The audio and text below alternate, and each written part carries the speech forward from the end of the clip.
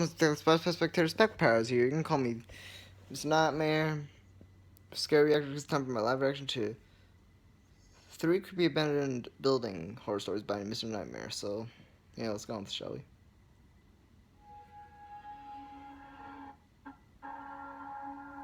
Be urban exploration horror stories. Okay.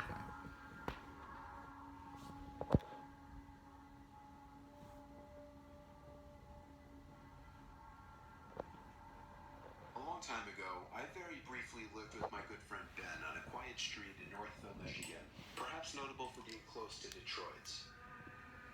It wasn't the nicest house, or block, or area for that matter, but the price was unbeatable for two broke young men like ourselves.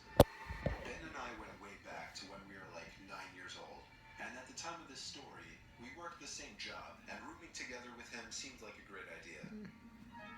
On our first day there, we quickly figured out that the creepy-looking house across the Look at street Sarah. with the overgrown grass and bushes was abandoned, as were a lot of the houses around the area. In fact, something we somehow hadn't noticed before, there was even graffiti next to one of the front windows and on the fence.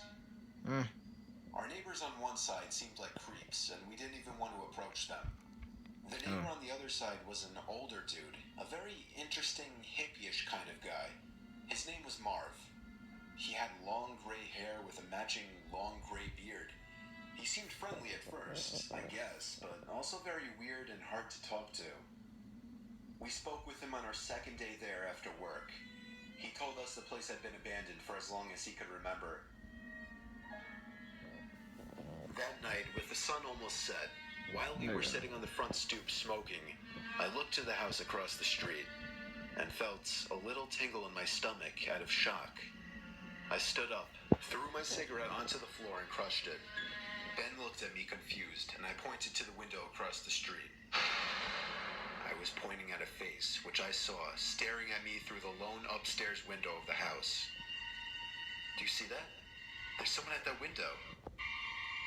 Ben looked at the window immediately, but I saw the person move their head away. Come on. The thing's buffering. Before he could see it. It's weird. I explained to Ben that I didn't even know if it was a male or female, old or young. The glass was just too foggy. Oh, it's buffering. Oh, come on.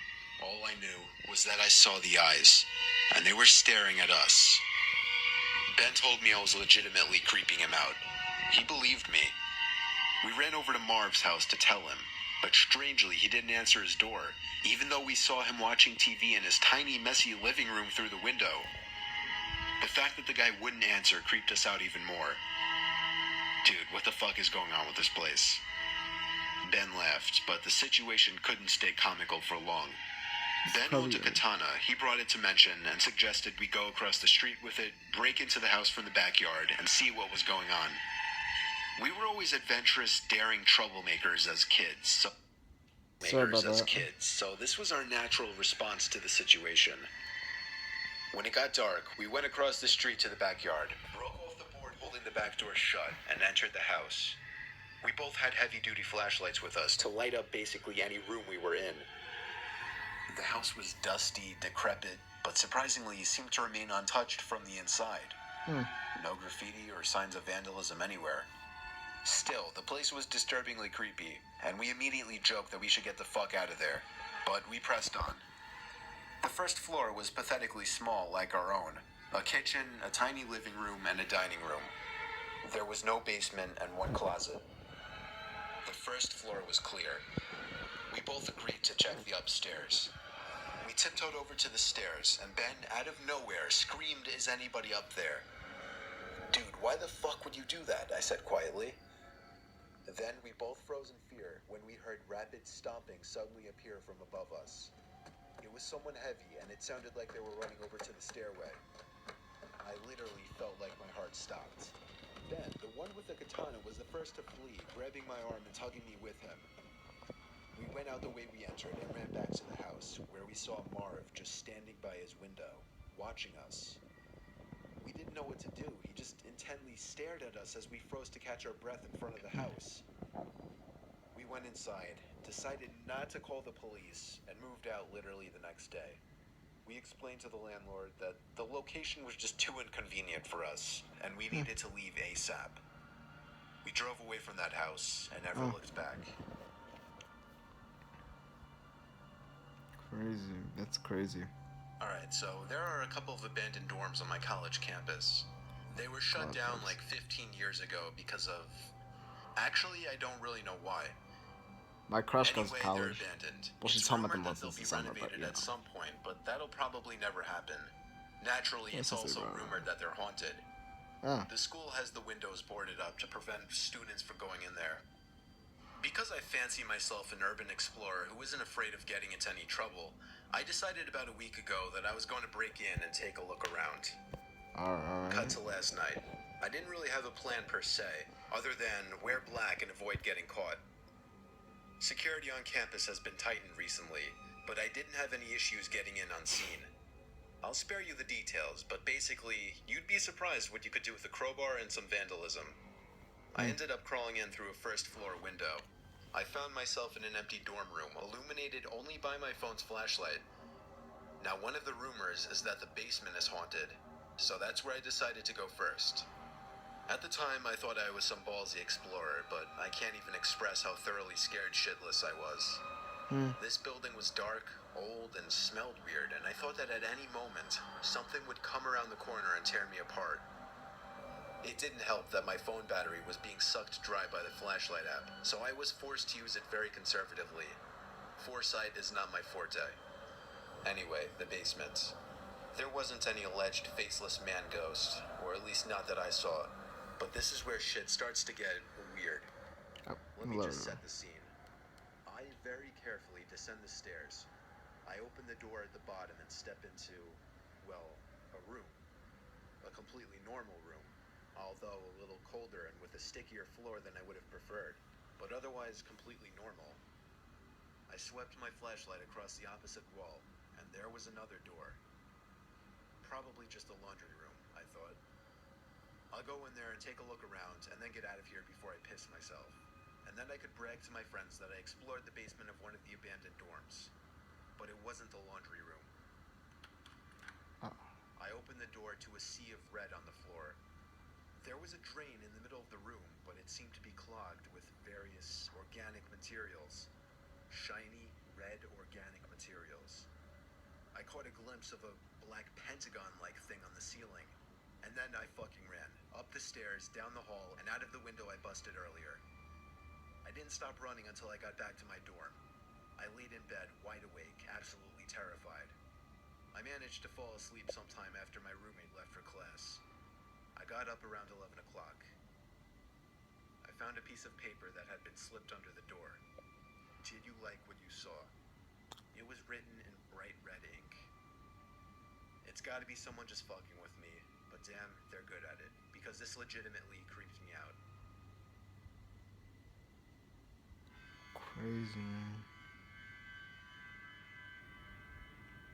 I'm 16 years old and currently live next to a vacant house. Barely even a vacant house, more like abandoned. I never knew why the town never made an effort to fix it up and sell it. That never really bothered me though. Not until after a recent disturbing event. My bedroom faces the neighboring house in question, and sometimes on hot nights when I had the window open, I would feel like I could hear voices or moaning type noises coming from the neighboring house. Sometimes I even wondered if those sounds were teens sneaking into the house and having sex. But one night, that changed. It was a Thursday night in July. I was on my bed playing video games home alone when I muted the TV, thinking I heard something from outside. I went to my window and literally gasped when I heard a brief scream coming from inside the abandoned house. It wasn't drawn out at all. It only lasted about maybe a second, and I could just barely hear it. My adrenaline was rushing now. I wanted to get closer immediately. I shut off the lights and TV, took my airsoft gun as a mock weapon, and hopped the backyard fence over to the abandoned house's backyard. I knew the back door was left unlocked since I had been in there before with friends. I simply opened the back sliding door quietly and crept inside just a bit to listen for any more sounds. There was a weird weird, steady, creaking type noise. It was very low, but it was evident. It was also as dark as it could get in there. I flicked on the light attachment on my airsoft gun and aimed it in front of me, actually feeling pretty cool for a moment. I now stepped fully into the house, and the sound grew louder. I scanned the living room, completely empty, as were the other rooms on this floor. I crept over to the basement door, which was open. The sound was coming from down there. I felt my heart begin to race, and my gut instinct was telling me to turn around and leave now. But I guess my teen boy adrenaline and curiosity got the better of me. I took one step at a time down the stairway as the creaking sound got louder.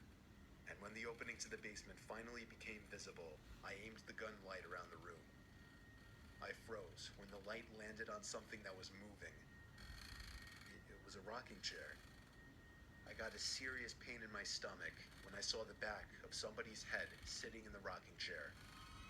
When the light landed on them, the chair stopped rocking. I ran up the stairs, slammed the basement door shut, ran outside, slammed the back door shut, and locked my front and back door after getting back inside. I went to my room and stood at the window, watching the house. I then picked up the phone and called my dad. He seemed more surprised than concerned when I told him, confirming that nobody lives there. He calmly told me to get the police over there to check it out. When I hung up the phone, I looked out the window again, and right across from me, on the same level, there was somebody standing at the upstairs window of the abandoned house with the window open. I shut the blinds and called the police. They told me to keep watch through my window, and when I lifted the blinds back up, he was gone. I just hoped he was still in the house by the time the cops showed up. But of course, just my luck, the house was devoid of any people or furniture.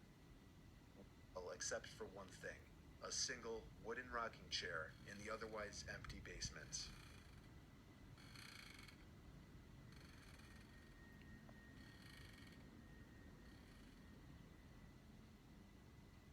That's crazy.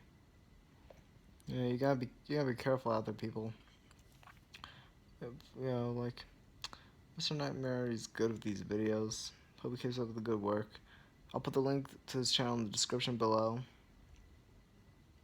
and in other videos of which I'm reacting to his videos, I'll put the link to his channel in the description.